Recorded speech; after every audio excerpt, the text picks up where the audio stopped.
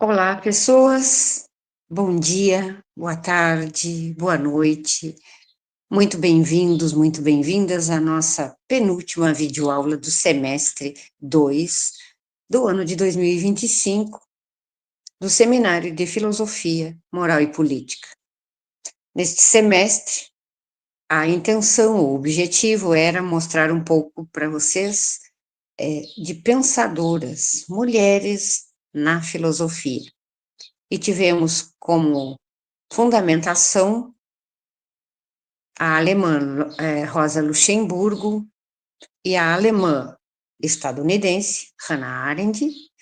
E como eu havia comentado lá no início das nossas gravações de videoaulas, nós abordaríamos também algumas pensadoras latinas, porque eu defendo muito que a filosofia e que a educação, que o conhecimento precisa ser pensada a partir deste lugar.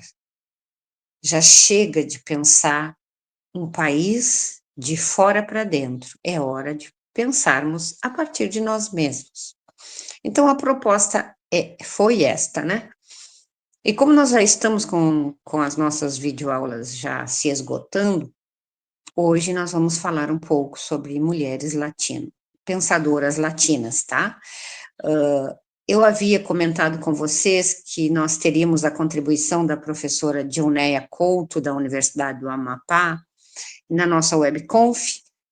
Aí ela ficou com uma gripe forte, não foi possível ela participar, então depois eu combinei com ela dela gravar, então, para nós, e ela ficou de gravar e de me enviar a gravação para que fosse postada na segunda-feira. E na segunda-feira à tardinha ela mandou me dizer que não era possível, que ela estava com problema de doença lá na família, enfim, não é possível, não foi possível nem a gravação. Então eu vou ficar devendo essa para vocês, numa próxima oportunidade nós buscaremos outras pessoas que também pesquisam mulheres da filosofia, né, outras pessoas, outras feministas inclusive, tá? Acho que é interessante de nós termos esses conhecimentos, de nós termos essa consciência de que nem só os homens podem fazer filosofia, escrever sobre questões filosóficas, né, refletir sobre assuntos é, é, polêmicos, né, da vida, do mundo. As mulheres também podem, nas mais diversas áreas, né. Então, nós precisamos dar um pouco de visibilidade a essas mulheres. E é esse o objetivo, tá? Então, nessa aula, o objetivo, tá, é mostrar a contribuição de mulheres latinas para a filosofia, rompendo, então, com a invisibilidade, né, com a invisibilização histórica e destacando como elas transformam debates sobre ética, sobre política, feminismo e decolonialidade, tá? Porque, assim, quem são as filósofas que pensam a América Latina? Partimos, então, desta pergunta. Quem são as filósofas que pensam a América Latina a partir das experiências de mulheres negras, de mulheres indígenas, de mulheres periféricas? Só deixa eu me achar aqui no texto que eu preparo, tá? Bom, falando um pouco desse contexto histórico, a filosofia latino-americana, ela foi por séculos dominada por homens europeizados. Isso nós sabemos, não é nenhuma novidade. As mulheres foram excluídas, né, institucionalmente, pela falta de acesso à educação, porque, como vocês também devem saber, para as mulheres a educação foi permitida pelos homens muito tempo depois, quando estes já eram os pensadores, os escritores, né, os políticos. Aí foi liberado, então, para nós. Então, é simples dizer que homens são mais competentes, homens são mais inteligentes, quando não se considera este fator histórico. Bom, as mulheres foram excluídas, então, né, foi um apagamento sistemático, um racismo e colonialidade do saber feminino. E a partir do século XX, e especialmente do XXI, surgem vozes que reposicionam o debate filosófico desde as experiências de raça, de gênero, de território e também de corpo, tá? E três eixos que movimentam isso, centrais, assim, na filosofia feminina latino-americana, foi a decolonialidade do saber, o feminismo latino-americano e interseccionais, a ética da resistência e justiça social. Esses foram os três eixos fundamentais, tá? Que ajudam a ler as autoras escolhidas aqui para falar sobre filosofia latino-americana. Como eu já tinha comentado também em outro momento, a Djamila Ribeiro, né, é uma delas. A Djamila Ribeiro, a área dela é a filosofia política, o feminismo negro, e a epistemologia, tá? As contribuições centrais, assim, que a Djamila Ribeiro traz, é quando ela escreve e fala sobre lugar de fala. Todos têm posicionamentos sociais, segundo a Djamila Ribeiro, que moldam o que podem dizer e o que podem ouvir. Não se trata de silenciar, de assumir responsabilidade epistêmica. Entende? Bom, um outro ponto, a epistemologia do ponto de vista, tá? O conhecimento situado das mulheres negras revela estruturas que o discurso dominante oculta. O racismo estrutural, outro ponto que a Djamila também se debruça, ela diz que opera como sistema, como atitude individual. E a importância política da escuta. A justiça cognitiva exige reconhecer vozes historicamente silenciadas. E a relevância disso tudo reposiciona o feminismo no Brasil, vinculando gênero, raça e classe. E também propõe uma filosofia acessível, pública e socialmente engajada, tá? Passando então da Djamila, que eu sugiro a leitura daqueles que ainda não fizeram, passamos para a Lélia Gonzalez, que é outra brasileira, tá? A Lélia Gonzalez, opa, a Lélia Gonzalez, deixa eu ver aqui, me perdi aqui, a Lélia Gonzalez, tá? A área dela, então, é filosofia da cultura, estudos afro-latinos, americanos, né? E as ideias-chave do pensamento dela, da escrita dela, é a mefricanidade, que é uma identidade própria da América Latina, a mefricanidade. Ó, um termo interessante, viu? Para nós usarmos. É uma identidade própria da América Latina, marcada pela mistura e resistência de povos negros e indígenas. Ela também trabalha sobre o racismo por denegação, que o Brasil, isso que significa que o Brasil nega o racismo enquanto reproduz, né? Isso é fato. Ela também aborda, assim, a questão da linguagem e da colonialidade. O nosso português, carrega história e resistência, desculpa, tá? E uma das contribuições da Lélia Gonzalez é que ela antecipou, assim, debates decoloniais antes que se tornassem centrais nas academias. Ai, aqui tá difícil isso aqui. Tá? Então, passando para uma argentina agora, a Maria Lugones. A área dela é a filosofia feminista, a decolonialidade, a fenomenologia e as ideias marcantes, né, dela, ou as contribuições, é sobre o sistema moderno colonial de gênero. A colonização impôs uma forma de gênero binária e patriarcal, destruindo sistemas indígenas que não eram estruturados como um modelo europeu. Também ela contribui no sentido de coalizões de resistência, quando ela fala que libertação exige alianças entre mulheres racializadas, indígenas e trabalhadores. E a importância disso tudo é que revoluciona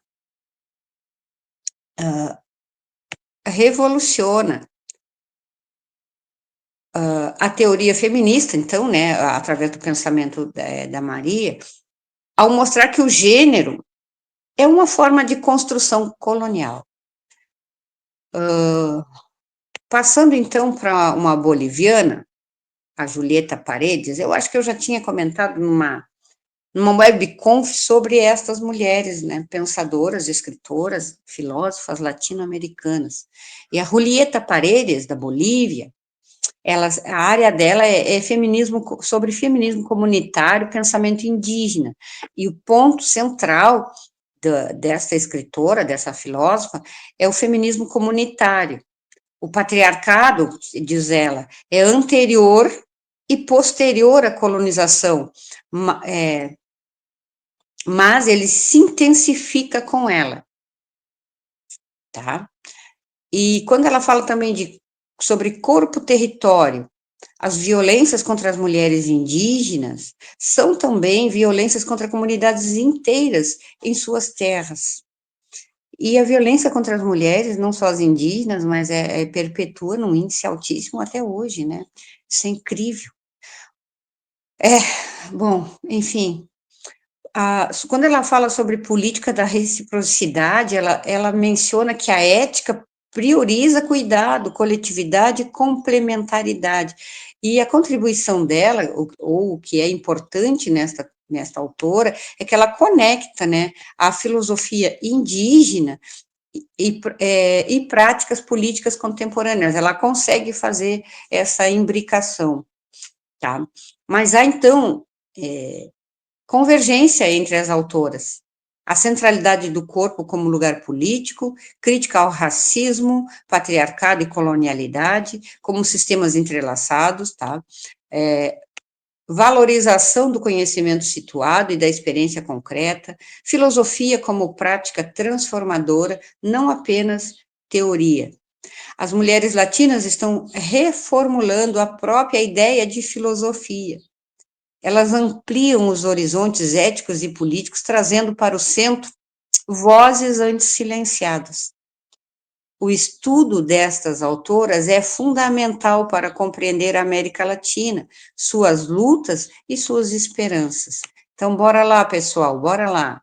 Então, a filosofia latino-americana só está completa quando suas mulheres negras, indígenas, periféricas são reconhecidas como produtoras de saber, sim, e protagonistas da crítica social.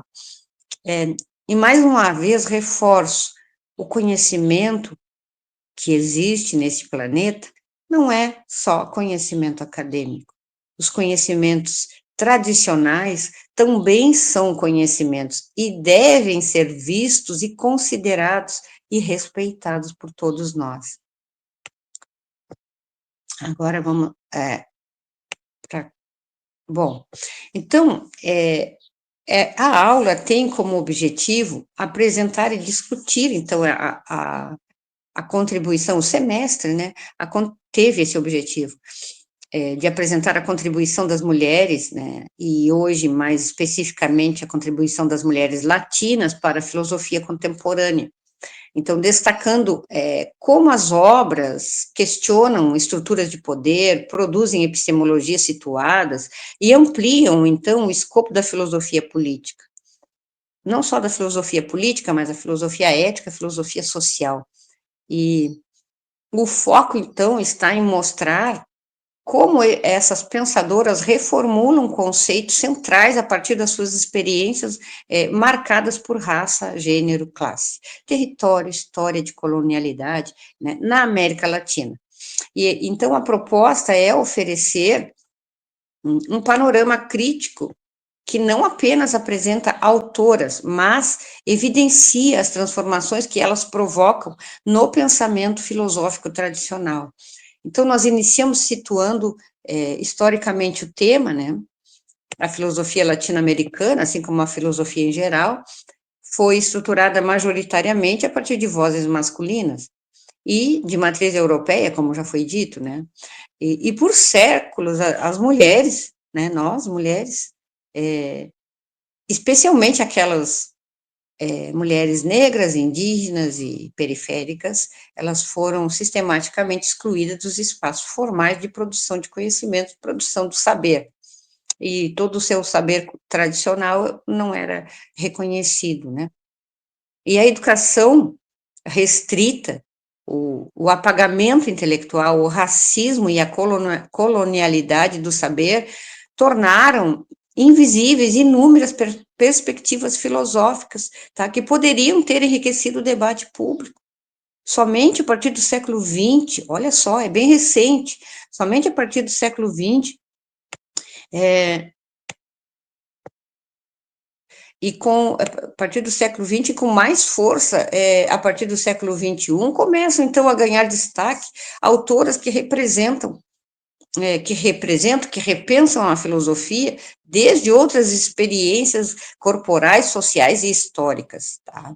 E a partir desta contextualização, a aula, né, se organiza em três grandes eixos que atravessam a produção filosófica dessas mulheres, como eu já falei, que a decolonialidade do saber, os feminismos latino-americanos, especialmente o feminismo negro e o feminismo comunitário, e as éticas da resistência e da justiça social. E esses eixos ajudam, como também já disse antes, a perceber que o pensamento destas filósofas não é isolado, mas forma uma constelação de ideias que dialogam entre si, ainda que cada autora possua a sua singularidade teórica, tá? A Djamila Ribeiro, como foi falado, é a filósofa brasileira cuja obra tem uma profunda repercussão social. Seu conceito de lugar de fala é fundamental para a gente entender, para nós entendermos que todas as pessoas produzem conhecimento, é isso que eu estou dizendo, né? Todas as pessoas produzem conhecimento a partir dos seus próprios posicionamentos sociais, e que ignorar essas posições reforçar hierarquias epistêmicas. E a Djamila destaca a importância da escuta e da responsabilidade cognitiva, argumentando que o racismo estrutural não é um conjunto de atos individuais, mas é uma engrenagem social que molda expectativas, oportunidades e também narrativas. E a sua filosofia traz. Ai, não consigo.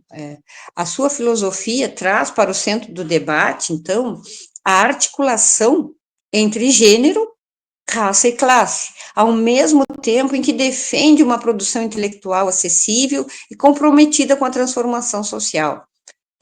Aí, em seguida, a Lélia Gonzalez, a argentina, Lélia, desculpa, na Argentina nada, brasileira. A Lélia Gonzalez, uma das mais importantes intelectuais negras do Brasil, desculpa a minha falha de colocar a Lélia, eu já chamei no nome Gonçalves, não, Lélia Gonzalez, tá? É uma das mais importantes intelectuais negras do Brasil, e a sua noção de americanidade propõe que a identidade latino-americana é construída pela experiência e pela resistência de povos africanos e indígenas, e não apenas pela herança europeia, tá?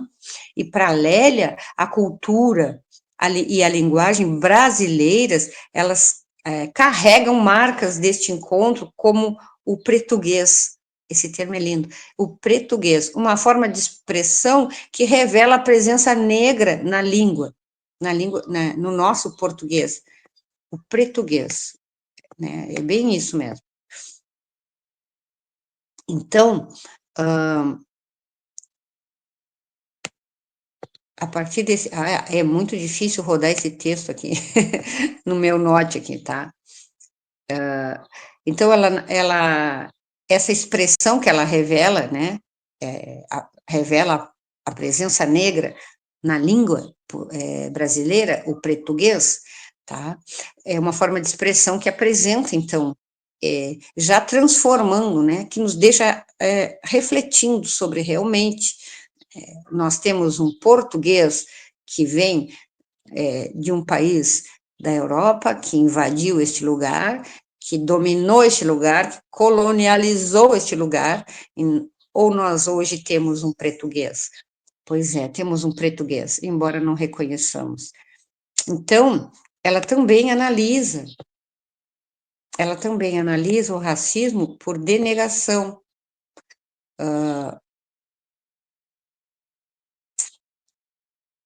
E antecipa, então, assim, debates decoloniais que só décadas depois se tornariam centrais para as universidades. Bom, gente, eu não vou falar sobre as autoras, as autoras argentinas e bolivianas, eu vou ficar somente nestas duas, na Djamila e na Lélia, que são autoras brasileiras, tá?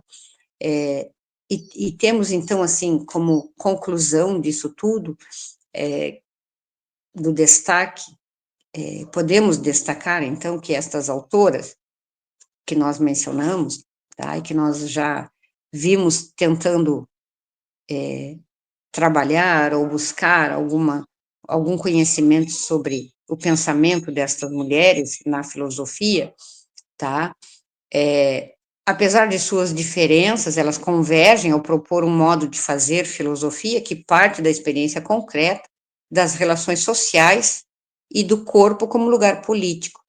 Apesar disso tudo, elas questionam a universalidade abstrata do pensamento tradicional, ao mostrar que há múltiplas formas de produzir conhecimento. E suas obras revelam dimensões assim de opressão e resistência que frequentemente permanecem invisíveis em discursos dominantes. Então, pessoal, estudar mulheres latinas na filosofia com seriedade não é apenas um gesto de reconhecimento histórico, tá? Mas é uma ampliação necessária da própria disciplina filosófica.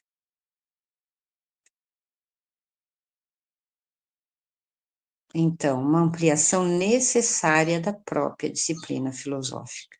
Então, partamos a este conhecimento. Até a próxima.